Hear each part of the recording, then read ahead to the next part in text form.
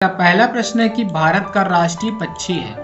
तो भारत का राष्ट्रीय पक्षी इनमें से कौन सा है? आप लोग कमेंट करके जरूर आंसर लिखा कीजिए कमेंट बॉक्स में, ताकि आपकी जीके स्ट्रांग हो। तो भारत का राष्ट्रीय पक्षी की अगर हम लोग बात करें तो आप सबको पता है वो कौन है? मोर। तो ऑप्शन आपका बी यहाँ पे एकदम सही उत्तर होगा।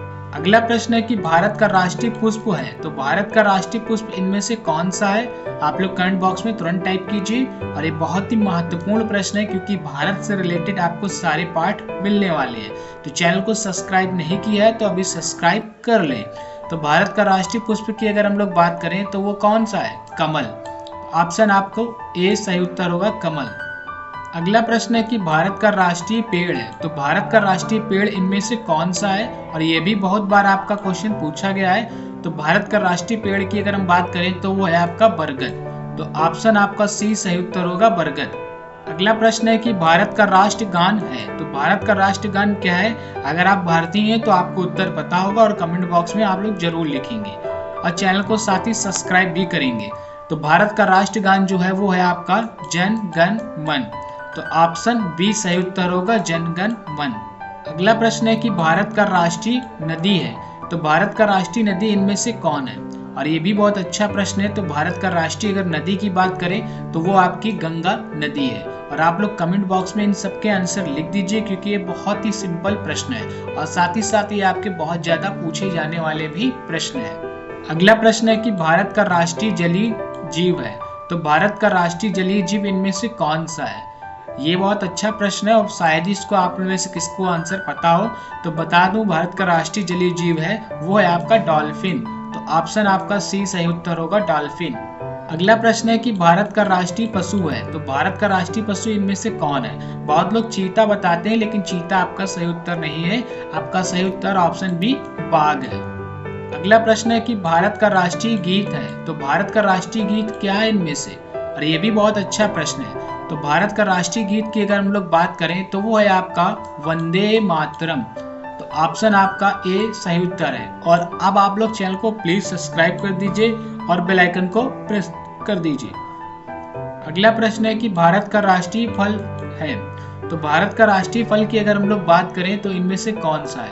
अरे बहुत ज्यादा अच्छा प्रश्न है, बहुत ज्यादा पूछा जाने वाला प्रश्न है। तो भारत का राष्ट्रीय फल की बात करें तो वो है आपका आम, ऑप्शन बी। और आपको बता दूं कि 77 प्रकार की प्रजाति अपने भारत में पाई जाती है और शायद इससे ज्यादा भी। अगला प्रश्न है कि भारत का राष्ट्रीय खेल है। तो भारत का राष्ट्रीय खेल की अगर हम बात करें तो इनमें से क्या है? बहुत लोग भारत का राष्ट्रीय खेल क्रिकेट समझते हैं, लेकिन क्रिकेट नहीं, भारत का राष्ट्रीय खेल क्या है? हॉकी। और शायद ही आप में से कोई हॉकी देखना पसंद करता हो, क्योंकि क्रिकेट सभी लोग देखते हैं लेकिन हॉकी कोई नहीं देखता। तो आप लोग का राइट आंसर क्या होगा? Option D, hockey. अगला प्रश्न है कि भारत में सबसे अधिक कहाँ सौर ऊर्जा उत्पादन होता है? तो सौर ऊर्जा का उत्पादन सबसे अधिक कहाँ पे होता है, किस राज्य में? तो जिस राज्य में सबसे ज्यादा उत्पादन होता है वो है आपका राजस्थान। तो ऑप्शन आपका ए सही उत्तर होगा, यहाँ पे सौर ऊर्जा सबसे ज्यादा उत्पादन होता है। अगला प्रश्न है कि भारत में पवन ऊर्जा का सबसे उत्पादक राज्य कौन सा है? तो भारत में पवन ऊर्जा का सबसे उत्पादक राज्य की अगर हम लोग बात करें तो वो है आपका राज्य तमिलनाडु। तो ऑप्शन आपका बी सही उत्तर है, तमिलनाडु। अगला प्रश्न है कि भारत में स्थापित कुल ऊर्जा क्षमता का कितना प्रतिशत पवन ऊर्जा से प्राप्त होता है? तो भारत में स्थापित जो कुल ऊर्जा है उसकी क्षमता का जितने प्रतिशत पवन ऊर्जा में उत्पादन होता है वो है आपका 6%। तो ऑप्शन सी सही उत्तर होगा, 6%। अगला प्रश्न है कि भारत में पवन ऊर्जा का विकास कब से प्रारंभ हुआ था? तो भारत में पवन ऊर्जा का विकास की अगर हम लोग बात करें तो जिस सन से प्रारंभ हुआ था वो सन है आपका 1990। तो ऑप्शन आपका बी सही उत्तर होगा, 1990। अगला प्रश्न है कि भारत में परमाणु ऊर्जा विनियामक बोर्ड कब स्थापित हुआ था? तो भारत में परमाणु ऊर्जा विनियामक बोर्ड की अगर हम लोग बात करें तो ये जब स्थापित हुआ था वो था दिन आपका 15 नवंबर 1983 को। तो ऑप्शन आपका ए सही उत्तर होगा। अगला प्रश्न है कि परमाणु ऊर्जा नियामक बोर्ड का मुख्यालय कहाँ है?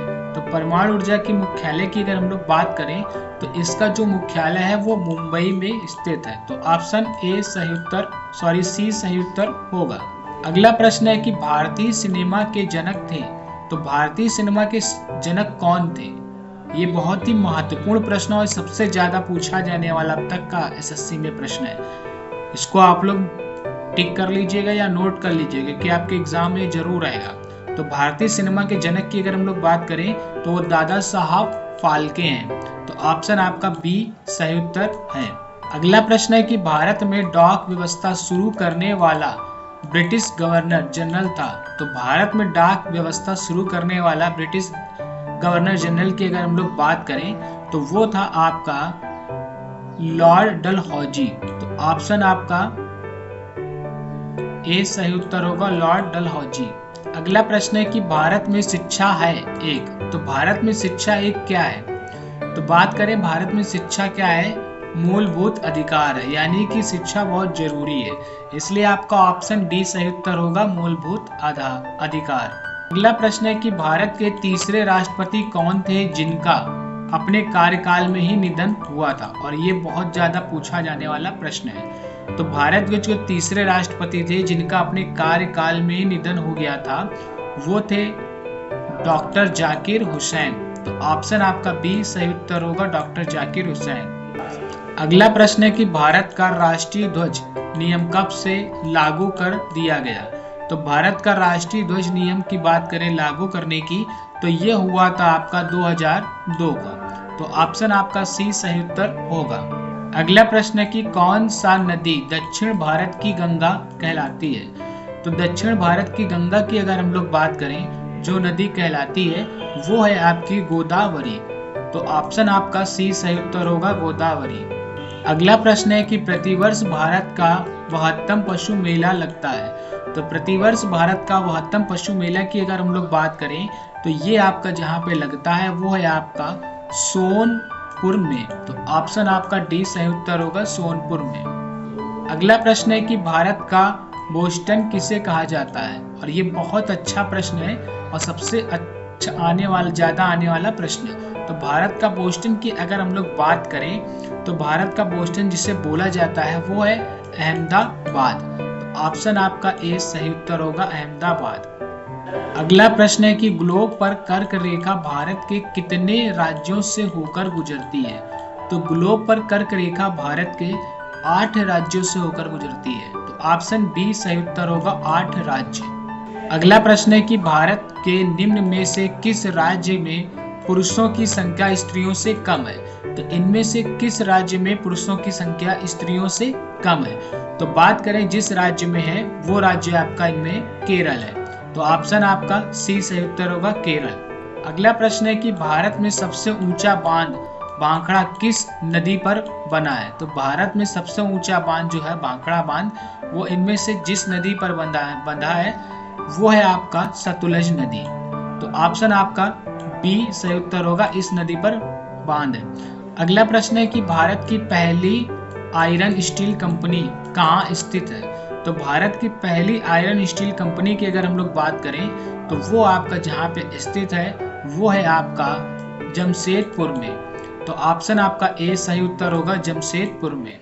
अगला प्रश्न है कि भारत का कौन सा राज्य शक्कर का कटोरा कहलाता है? ये सबसे अब तक का महत्वपूर्ण प्रश्न है, बहुत ही ज्यादा पूछा जाने वाला एसएससी और यूपीएससी और इंटरव्यू में क्वेश्चन कि भारत का कौन सा राज्य शक्कर का कटोरा कहलाता है। तो शक्कर का कटोरा की अगर हम लोग बात करें तो उत्तर प्रदेश का नाम सबसे टॉप पे आता है। तो ऑप्शन आपका डी सही उत्तर होगा, उत्तर प्रदेश।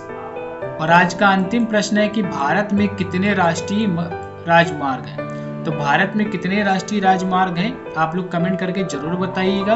और मिलते हैं इसके पार्ट 3 में, और चैनल को सब्सक्राइब कर लीजिए। पार्ट 4 में, पार्ट 3 आपका यही था और पार्ट 4 में मिलते हैं। और जिन लोगों ने बैक पार्ट नहीं देखे हैं तो वीडियो के डिस्क्रिप्शन में उनका लिंक दे रखा है, अभी जाके वॉच करें।